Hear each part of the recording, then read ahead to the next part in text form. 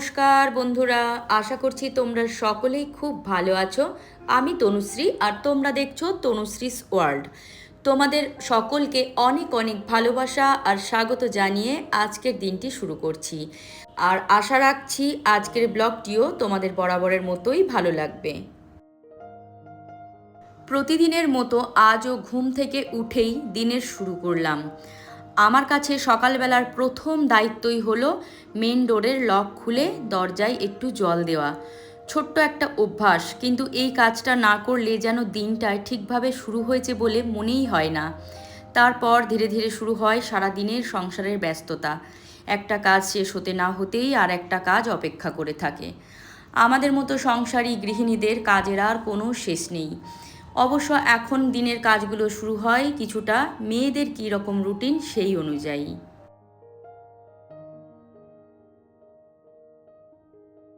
Main যে দায়িত্ব সেটা সেরে নিয়ে চলে এসেছে এখন একটু ব্যালকনিতে।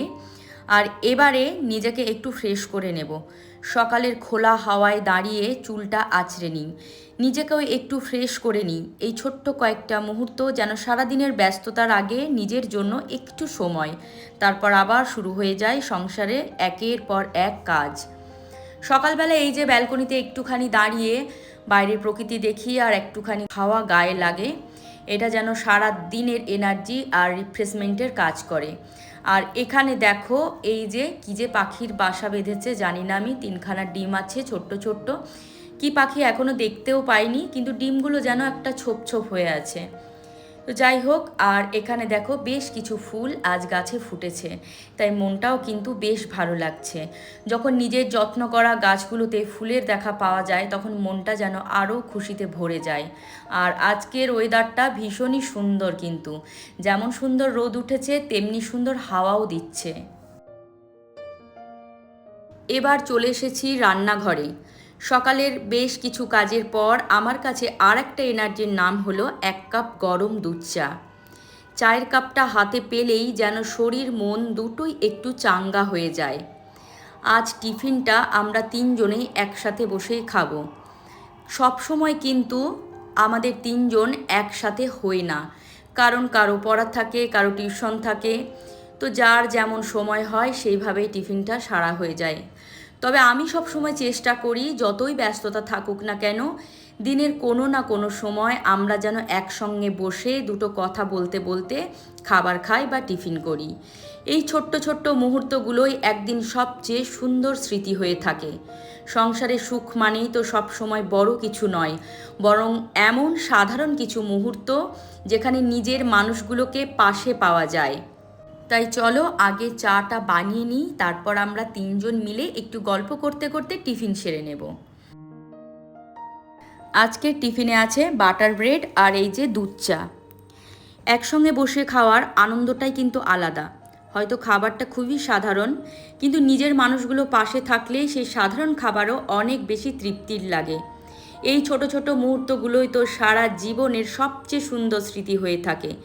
তাই আগে আমরা 3জন মিলে একটু চা আর বাটার ব্রেড খেয়ে নিই, তারপর আবার শুরু হবে দিনের বাকি সব কাজ। আমার 2 মেয়ে আবার একটু মিষ্টি মিষ্টি ব্রেড খেতে পছন্দ করে, তাই আমি যখন বাটার ব্রেডটা তাওয়াতে করি তখন তার সাথে একটু করে কয়েক দানা চিনিও দিয়ে দিই। তাই ওদের কথা ভেবেই এভাবেই বানাই। আসলে বাচ্চাদের মুখে হাসি দেখার জন্য খুব বড় কিছুর দরকার হয় না। ওদের পছন্দের মতো ছোট্ট করে কিছু বানিয়ে দিলেই ওরা খুব খুশি হয়ে যায়। তাই আজও তার কোনো রকমই ব্যতিক্রম হয়নি। তোমাদের সঙ্গে সব কিছু শেয়ার করতে আমার খুব ভালো লাগে, কিন্তু কাল বড় মেয়ের পরীক্ষা, তাই ওকে নিয়ে একটু বেশিই ব্যস্ত থাকতে হচ্ছে। অবশ্য আমি ওকে বসে যে পড়াই সেটা না, কিন্তু আমাদের মায়েদের মেয়েদের দেখবে সব সময় সাহস দিতে লাগে। ও ভীষণভাবেই ভয় পায়, প্যানিক করে, নার্ভাস হয়, খালি বলবে মা আমি কিছুই পারবো না। তো ওকে সাহস জোগানোর জন্য একটুখানি মায়েদের পাশে বসে থাকাই কিন্তু যথেষ্ট। সেই কারণে আজকে ইচ্ছে থাকলেও খুব বেশি ভিডিও করতে পারছি না। তবুও দিনের ছোট ছোট মুহূর্তগুলো যতটুকু পারছি ততটুকুই তোমাদের সঙ্গে ভাগ করে নিচ্ছি। আশা করি তোমরা বিষয়টা বুঝবে আর সব সময়ের মতো ভালোবাসা আর আশীর্বাদ রাখবে, বিশেষ করে বড় মেয়ের জন্য, যেন ওর পরীক্ষাটা খুব ভালো হয়।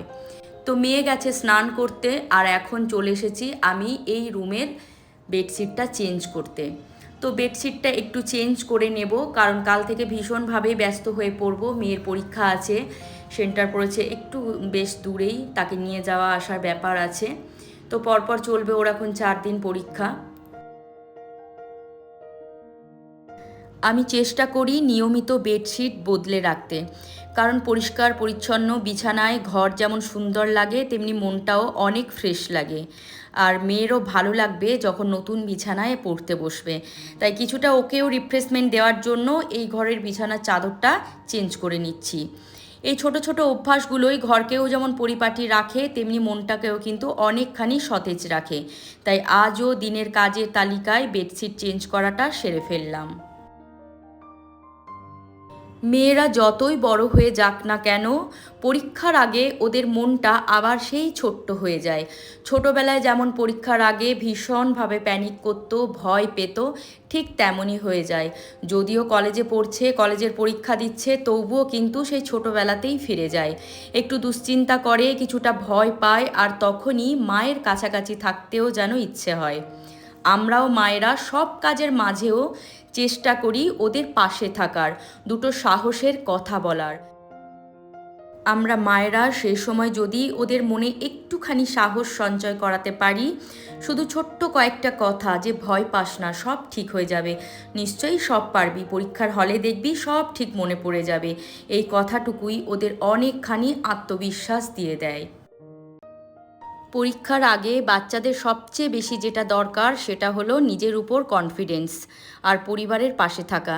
তাই যতই সংসারের কাজ থাকুক, আমি চেষ্টা করি ওর পাশে একটু সময় নিয়ে বসতে, কখনো মাথায় আলতো করে একটু হাত বোলাতে, দুটো ভালো ভালো কথা বলতে।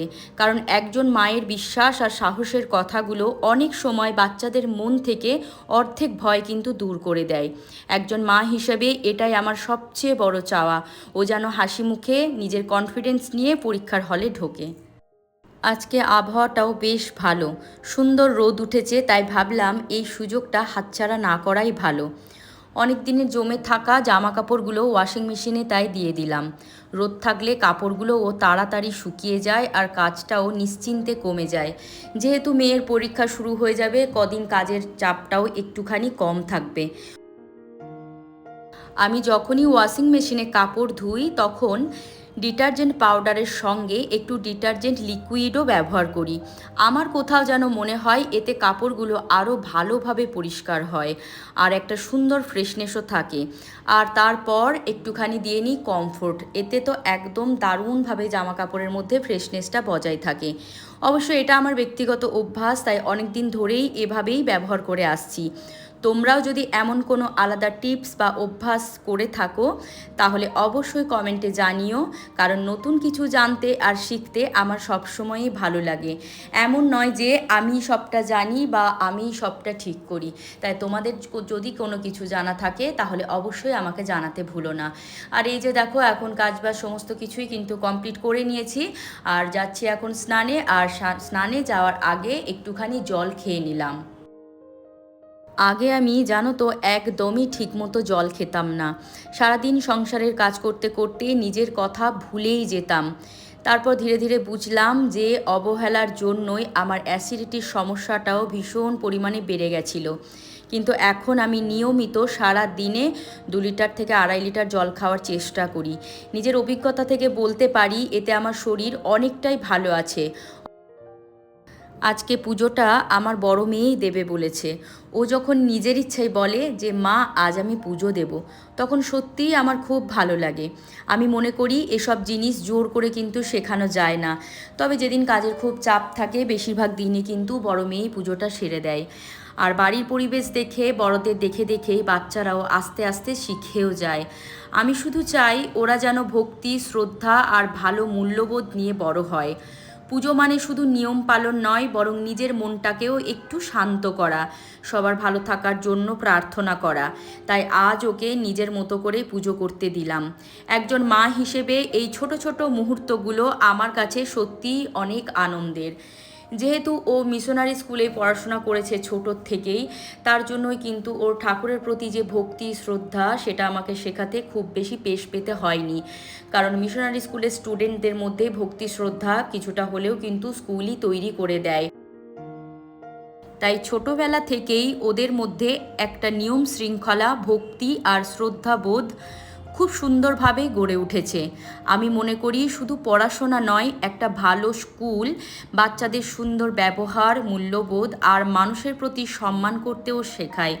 তাই আমি ছোটোর থেকেই চেয়েছিলাম যে আমার মেয়েরা মিশনারি স্কুলেই পড়বে।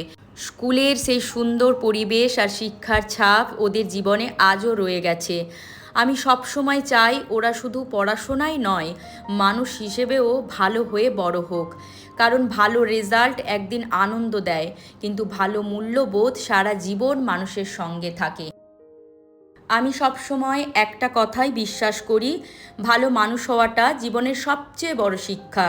পড়াশোনা, ভালো রেজাল্ট, বড় চাকরি এসব অবশ্যই গুরুত্বপূর্ণ, কিন্তু তার থেকেও বেশি গুরুত্বপূর্ণ হলো মানুষের প্রতি সম্মান, সত্য কথা বলা, দয়া মায়া আর অন্যের পাশে দাঁড়ানোর মতো মন থাকা। আমি আমার মেয়েদেরও সবসময় এটাই শেখানোর চেষ্টা করেছি। জীবনে যত বড়ই হও না কেন, মানুষ হিসাবে যেন কখনো ছোট হয়ে যেও না। ভালো ব্যবহার আর ভালো মন মানুষের সবচেয়ে বড় পরিচয়। কৃষ্ণায় বাসুদেবায় দৈবকী নন্দায় চ শিশু কৃষ্ণাশায় গোবিন্দায় নমো নমো। হে কৃষ্ণ করুণা সিন্ধু দীনবন্ধু জগৎপতে গোপেশ গোপিকা কান্ত রাধা কান্ত নমস্তুতে। তপ্ত কাঞ্চন গৌরাঙ্গী রাধে বৃন্দাবনেশ্বরী বৃষভানুসুতে দেবী প্রণমামি হরিপ্রিয়ে।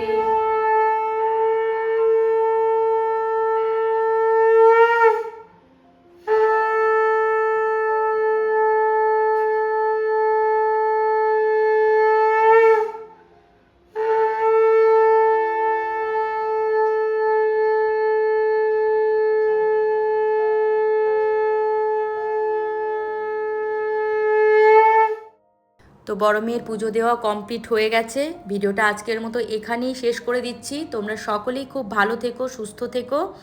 আর আমার ভিডিও যদি তোমাদের ভালো লেগে থাকে তাহলে অবশ্যই একটা লাইক করে দিও।